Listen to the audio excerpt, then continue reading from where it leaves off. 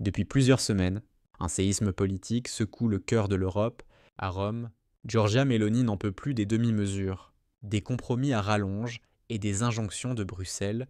Devant les caméras, elle lâche une phrase qui résonne comme une bombe. C'est fini pour moi. Une déclaration sèche, presque un ultimatum, et cette fois, personne ne rit. Car derrière ces mots, il y a une stratégie froidement calculée. Mélanie ne parle plus en simple chef de gouvernement, elle parle en conquérante. En moins de 3 ans au pouvoir, elle a bouleversé la scène européenne.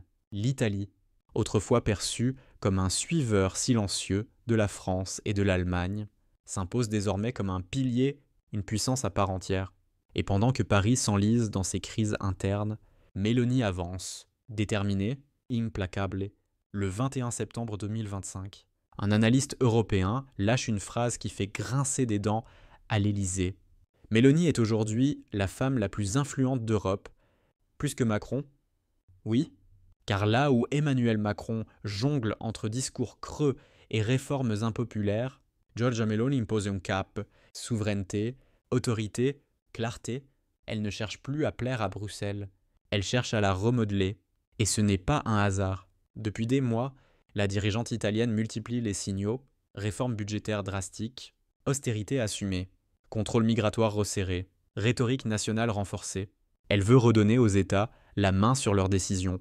Fini le temps où Bruxelles décidait de tout pendant que les peuples serrèrent les dents. Pour elle, une Europe forte ne peut exister que si les nations le sont aussi. Cette phrase, répétée encore et encore dans ses discours, est devenue sa doctrine, et c'est ce qui la rend redoutable. Car Mélanie n'est pas une simple populiste de passage. C'est une stratège qui connaît le terrain, qui comprend l'opinion et sait appuyer là où ça fait mal. Pendant ce temps, Paris s'observe. Nerveux, à l'Élysée, Macron tente de garder la face. Mais l'équilibre des forces change. La France, jadis moteur de l'Union, semble perdre sa traction. Un article italien du 7 octobre 2025 est sans détour. Paris est désormais le maillon faible de l'Union européenne. Une gifle diplomatique, mais surtout une réalité que plus personne ne peut nier. Et Mélanie s'en sert.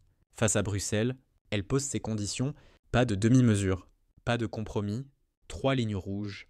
Première, la défense. L'Italie ne veut plus dépendre d'un commandement européen qui suit les ordres de Paris ou de Berlin. Elle exige que chaque État puisse décider de sa politique militaire, un choc pour les institutions européennes qui prônent la centralisation du pouvoir.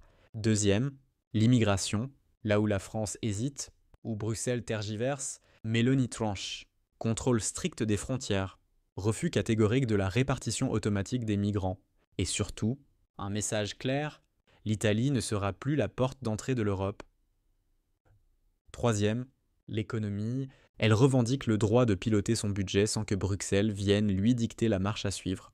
Son credo, rigueur, indépendance et pragmatisme. Et ça marche. Les marchés la suivent, les investisseurs se rassurent, et surtout, le peuple italien la soutient dans les sondages. Elle écrase l'opposition. Car au fond, Mélanie parle le langage que Bruxelles a oublié, celui de la nation, de la fierté, de la force. Pendant que la France s'enferme dans ses contradictions, Mélanie avance ses pions, elle tend la main à Washington, se positionne comme le pont entre l'Europe et les États-Unis. Elle discute avec tout le monde, mais décide seule, et ça, à Paris, on le sait, Rome ne joue plus petit bras.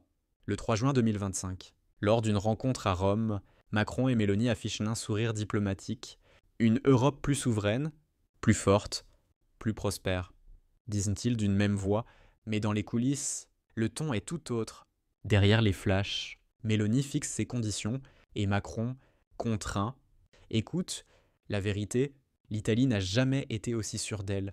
3 ans de stabilité politique, une économie en reprise, une opinion publique rassemblée. Pendant ce temps, la France vacille, divisée, fragilisée, et dans cette faille, Mélanie s'engouffre. À Bruxelles, certains la craignent, d'autres la respectent, mais personne ne l'ignore. Quand elle parle, le silence se fait, et chaque mot semble peser pour mettre la pression sur Paris. Car tout le monde le sait, si Rome gagne cette bataille d'influence, c'est toute la hiérarchie européenne qui bascule. Mélanie ne veut plus être une suiveuse, elle veut être celle qui dicte les règles. Elle avance masquée, mais déterminée.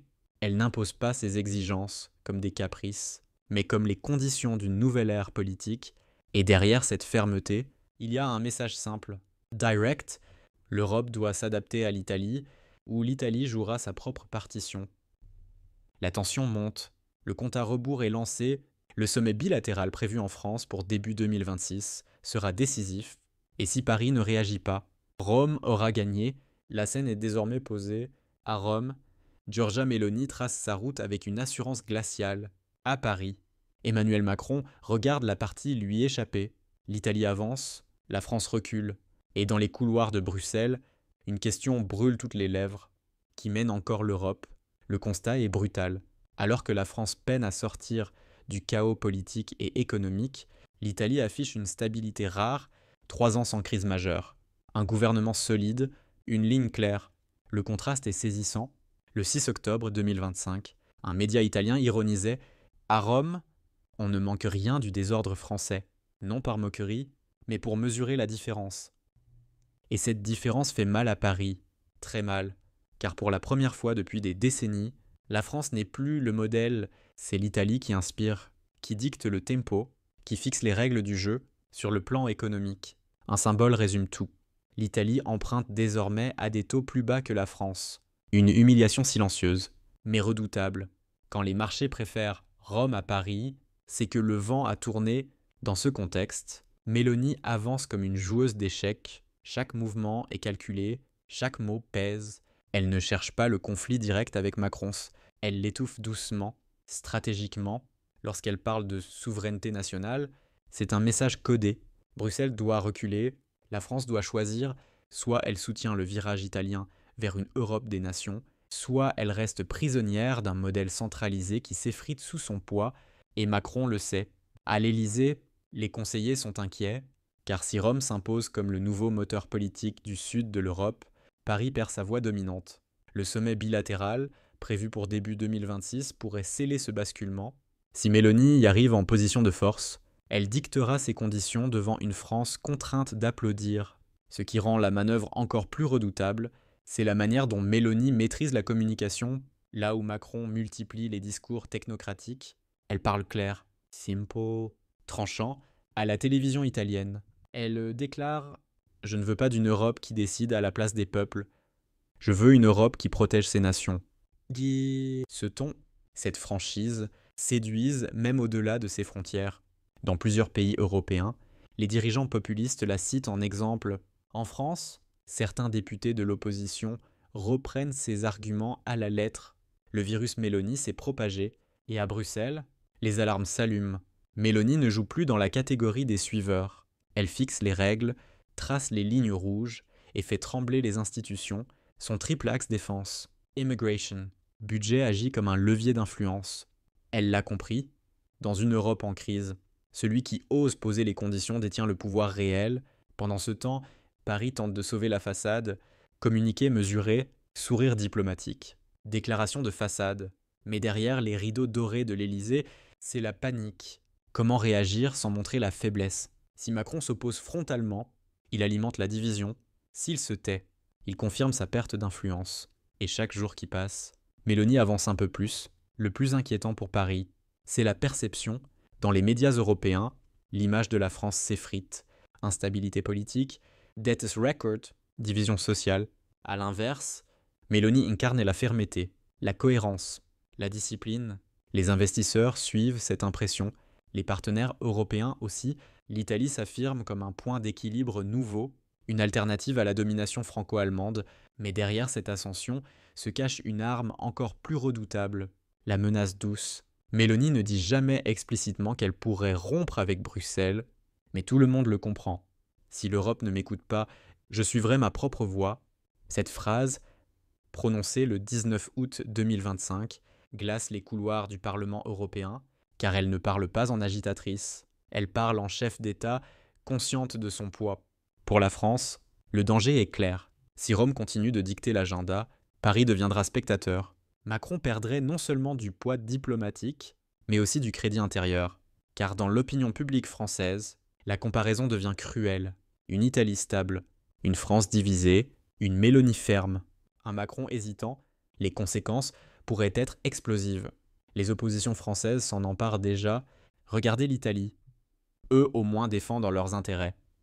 Les électeurs, fatigués des promesses européennes, sans résultat, écoutent, le doute s'installe, et dans cette guerre d'influence, Mélanie ne fait pas que poser des conditions, elle trace la voie d'une nouvelle Europe, une Europe qui n'obéit plus aveuglément à Bruxelles, une Europe qui revendique ses nations, ses traditions, ses frontières.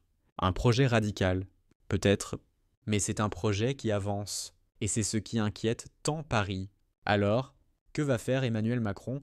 S'aligner sur Rome et perdre la main, ou résister et risquer l'isolement.